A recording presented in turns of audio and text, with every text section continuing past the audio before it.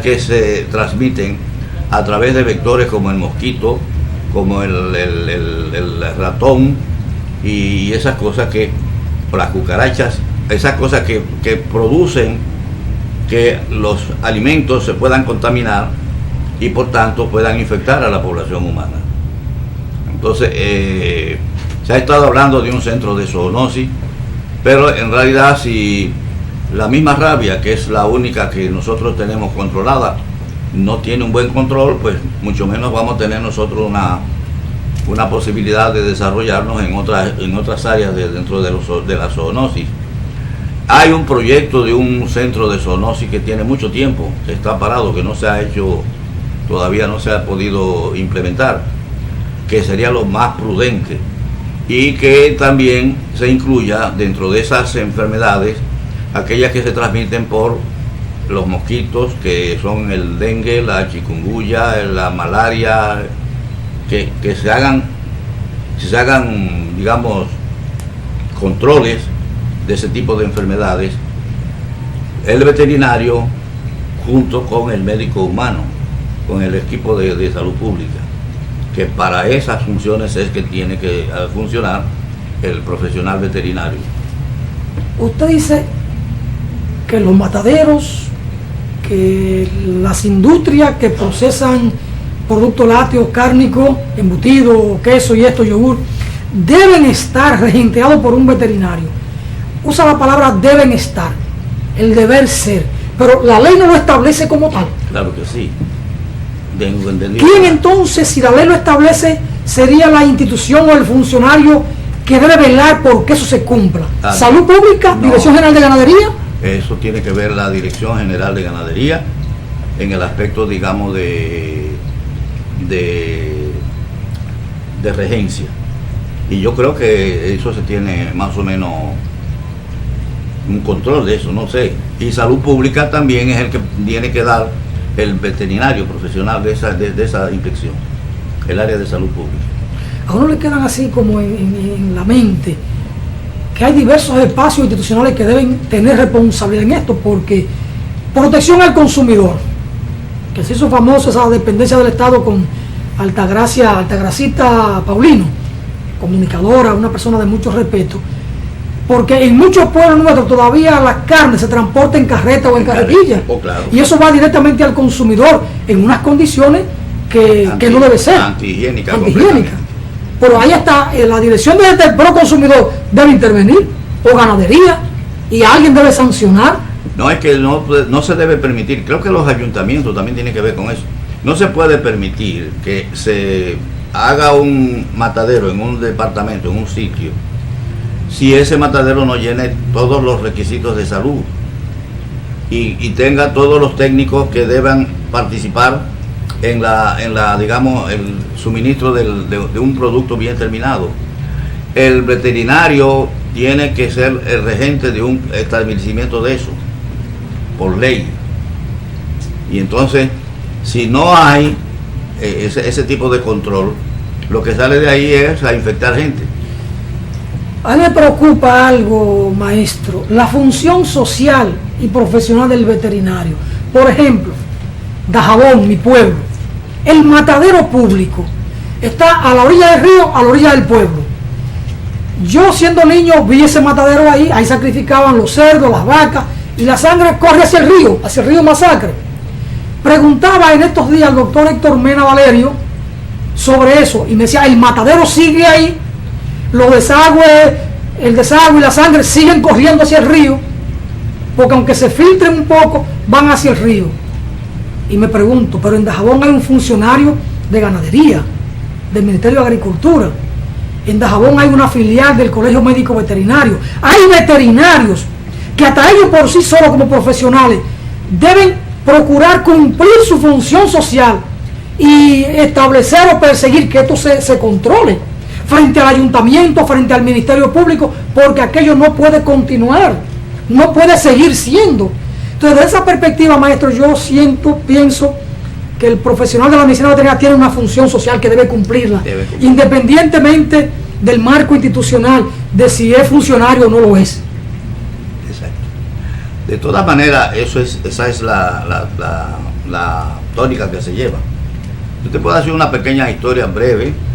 Cuando vinieron las tropas de la OEA, de las norteamericanas, a la República Dominicana en el año 65, el ministro de Salud Pública, el secretario de Salud Pública de ese entonces, me llamó. Yo estaba encargado de los dos departamentos de salud pública que tenían que ver, uno con zoonosis, yo era encargado de zoonosis, pero también el director de control de alimentos de salud pública estaba, el doctor Casacta, estaba en Brasil en esa época. Emil Casacta, no, eran dos. Wilfredo Casacta, tres. Eran tres hermanos. Sí, Wilfredo Casacta. Ese no lo estaba recuerdo. en Brasil, él es veterinario también, como yo. ¿Y está vivo? Se graduó conmigo, sí, está vivo.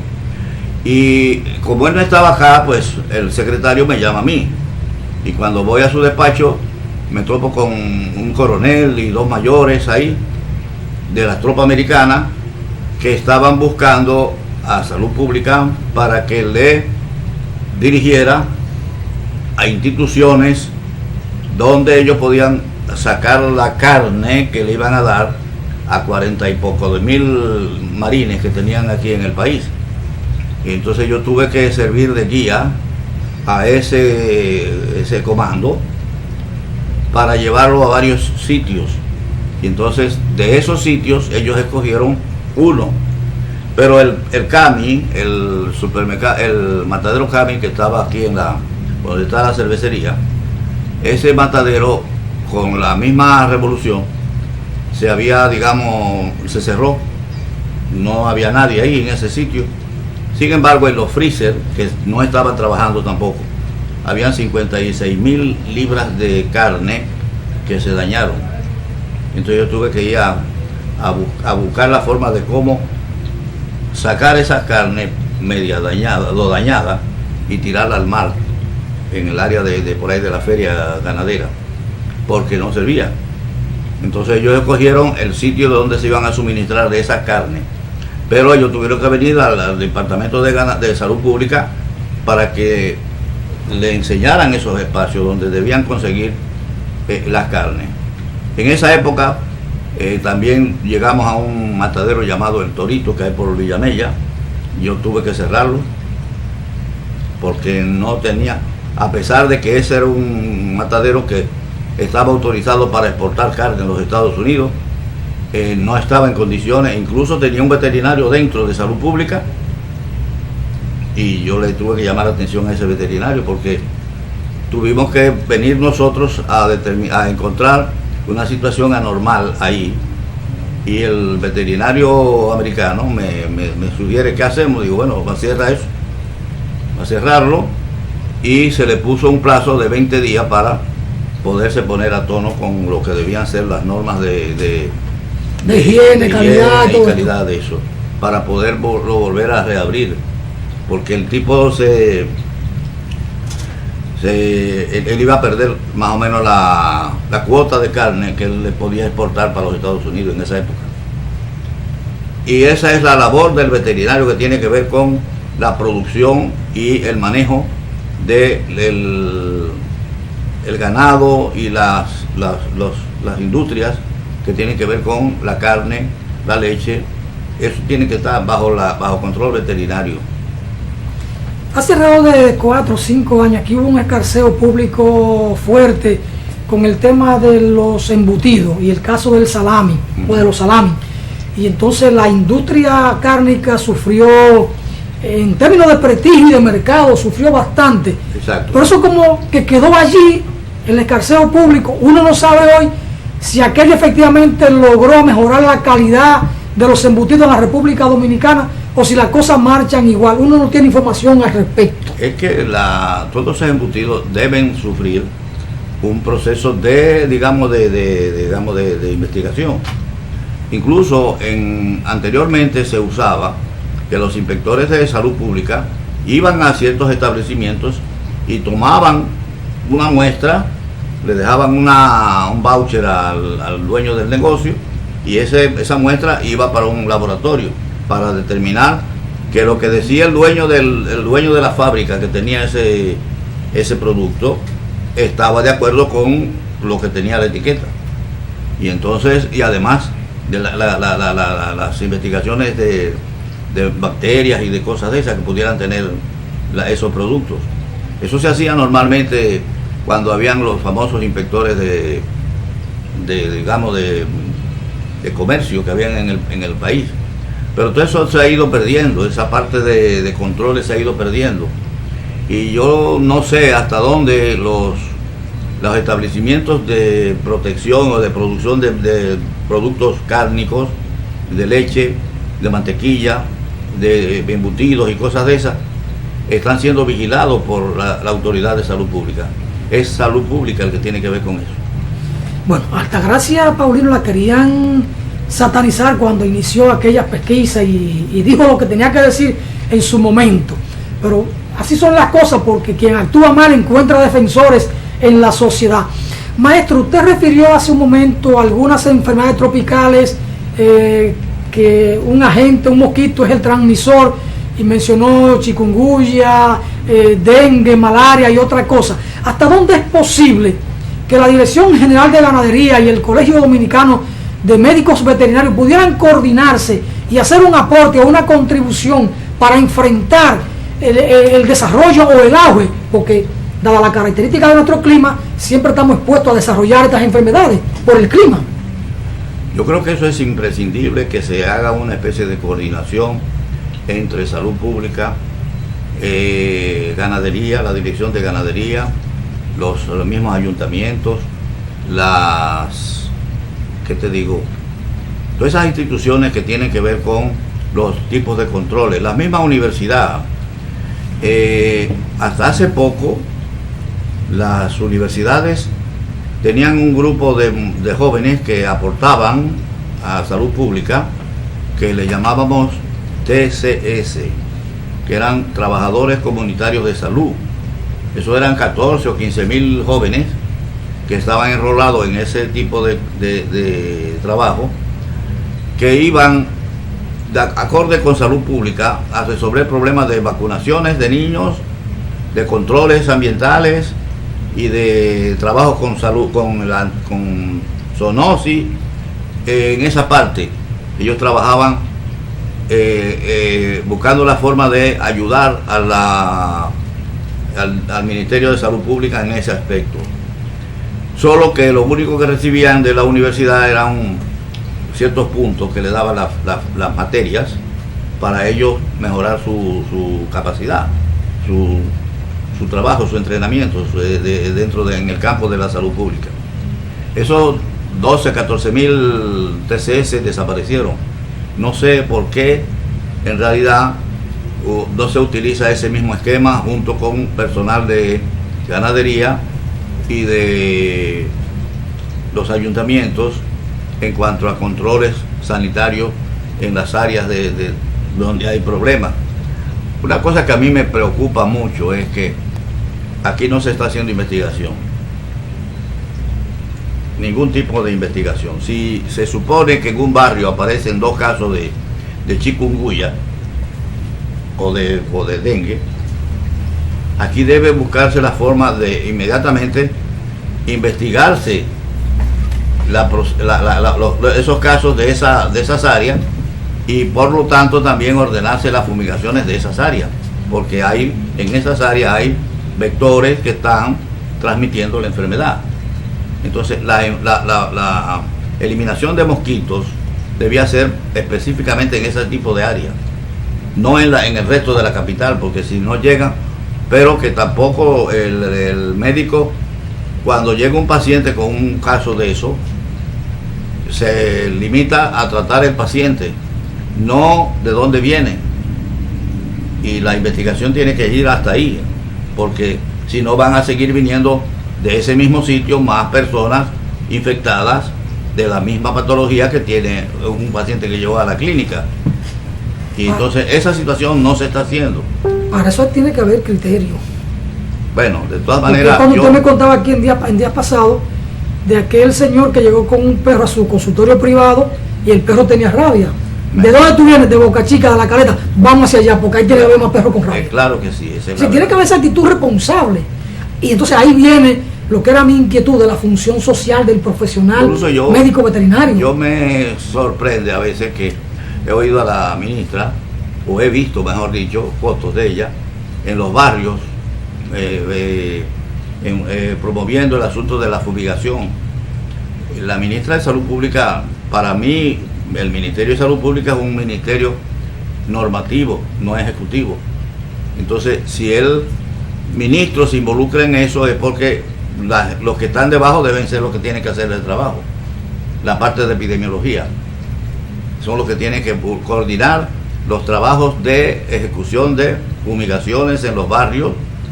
Les decía yo a un viceministro que estuve con él en estos días de Salud Pública que ellos tenían que buscar de intensificar el asunto de las fumigaciones para evitar que los hospitales estén llenos de niños con esas enfermedades. Y hay dos enfermedades que son las que son más mortales, que no sé por qué no se han buscado la forma de tratar con más intensidad, que es el dengue hemorrágico, porque hay un dengue clásico que no tiene mucha incidencia, pero el dengue hemorrágico sí, es mortal, es muy grave, y también la leptospirosis, la icterohemorrágica, que la produce la orina de la rata.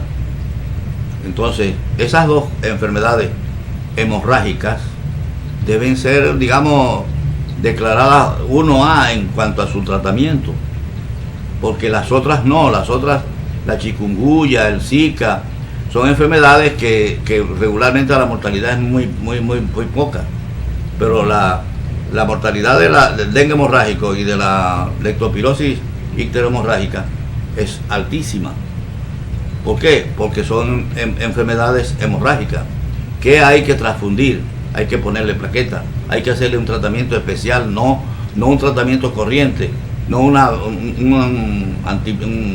antipirético cualquiera, sino hacer hincapié que el descubrimiento de esos dos tipos de enfermedades son bastante graves para la población y son las que están matando niños y personas.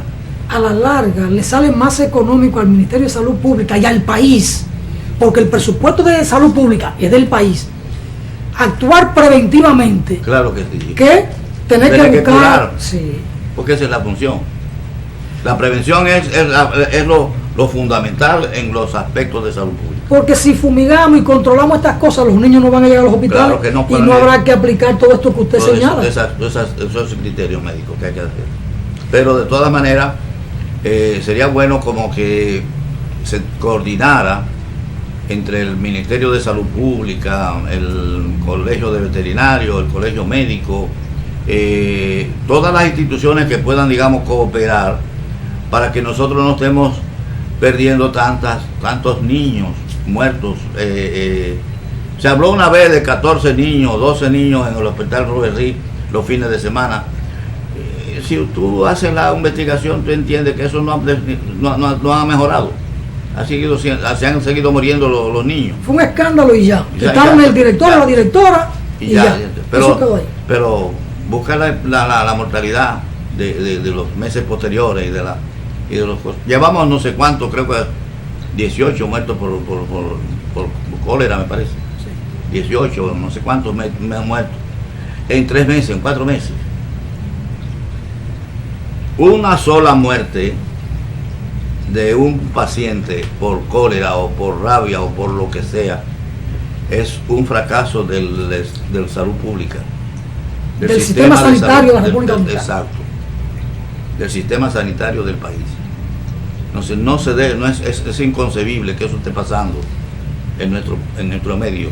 Maestro, el Colegio Dominicano de Médicos Veterinarios, por ley, es asesor del Poder Ejecutivo y por vía de consecuencia de las instituciones públicas que tienen que ver con la salud animal y con la salud pública en la República Dominicana. Yo creo que sí, exacto. Sí. Y tiene un cuerpo de científicos formados que pueden prestar valiosos servicios a la patria desde esa perspectiva de la salud. Hay en nuestro país un problema de tipo político que yo no quisiera, digamos, ahondarlo mucho, pero te voy a explicar. En nuestro país existen muchos técnicos capacitados en el área de salud pública, en todas las áreas. Pero resulta que cuando llegan a cierta edad, esos individuos son sustituidos por personas más jóvenes, que no tienen la misma capacidad que aquel profesional. No lo estoy diciendo en el aspecto de veterinaria, lo estoy diciendo en todos los aspectos. En países como los Estados Unidos, cuando tú llegas a Estados Unidos con un título profesional, que a ese estado no le ha costado nada para fabricar ese profesional, ellos le dan prioridad a ese cerebro, a ese individuo. ¿Por qué? En cuanto a su ejercicio. ¿Por qué? Están buscando personas que tengan cierto tipo de capacidad para trabajar, porque aquella es una sociedad más organizada. Nosotros lo que hacemos es que muchas veces, año por año, vamos descartando profesionales, buenos profesionales. Debían esa gente, esos profesionales así de cierta capacidad, salir de salud pública, por ejemplo, no para su retiro, sino quedarse como en una especie de asesores, de equipo consultivo. De consultivo. En salud pública anteriormente existía lo que había era como un comité de consultas, de técnicos. Y nosotros incluso para montar el antirrábico tuvimos que reunir esos técnicos de salud pública en esa época, porque se llevaba a cabo el trabajo bajo el criterio de que todo tenía que hacerse coordinado con las personas que tenían más conocimientos de lo que se iba a instalar.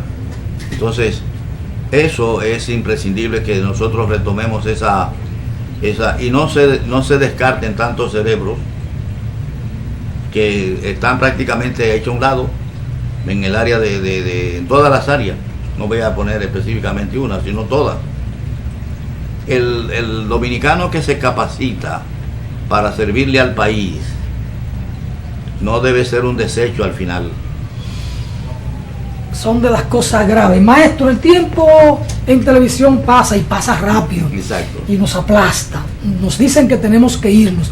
Pero a propósito de esto que usted está comentando, sin tener que entrar en matices ideológicos y políticos, por ejemplo, Estados Unidos recibe profesionales que llegan a su territorio, los reciben, porque no ha invertido un solo centavo en su formación. Claro. Por ejemplo, lo que fue el campo socialista formó cientos y cientos de jóvenes dominicanos en diferentes ramas del saber técnico-científico.